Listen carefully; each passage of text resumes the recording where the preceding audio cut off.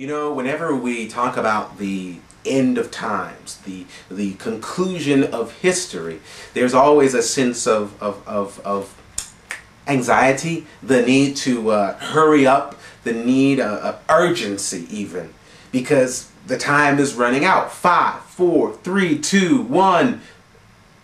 That urgency is not something that's theological or just, you know, on some prophetic table, but it's really important to recognize that the demands of the end of time on us are not demands, but they're promises. In other words, as we reach the climax of history, God's own sense of urgency is increased. His desires and his longings become that more imperative because 5, 4, 3, 2, 1, time is almost up.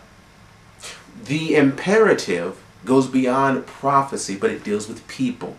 And one of those ideas of dealing with people, if you look in Romans chapter 13, when we think about the idea of being ready for his coming, what that really means, in Romans 13, verse 11, the Bible says it this way: "And do this, knowing the time, that now it is high time to awake out of sleep. For now our salvation is nearer than we first believed." That's the urgency. It's nearer than when we first believed. But what is the it? Remember, this is Thursday's lesson. We've spent the previous, not just week, but weeks, months, talking about the love of God and our relationship to him and our relationship to others. What is so urgently needed is love.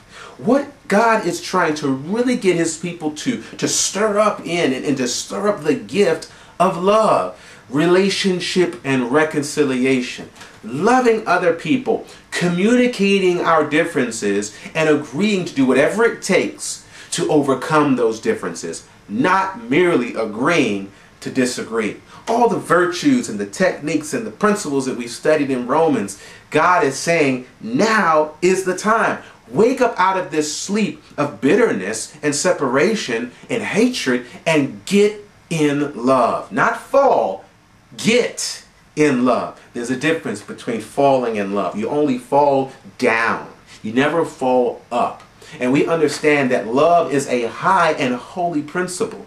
So we don't fall in love as Christians. In fact, that's why every time we have to find redemption in the Bible, if Moses had the serpent, the people had to look up at that bronze serpent and be healed. When Jesus was on the cross, we had to look up and behold the lamb that was slain. Friends, we don't fall down or fall in. We step up. We get into love.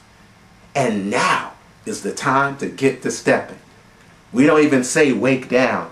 What do? When we're asleep, we say wake up. Romans 13. Wake up.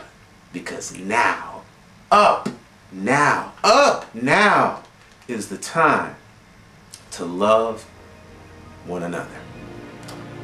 Until next time, please remember that change is good.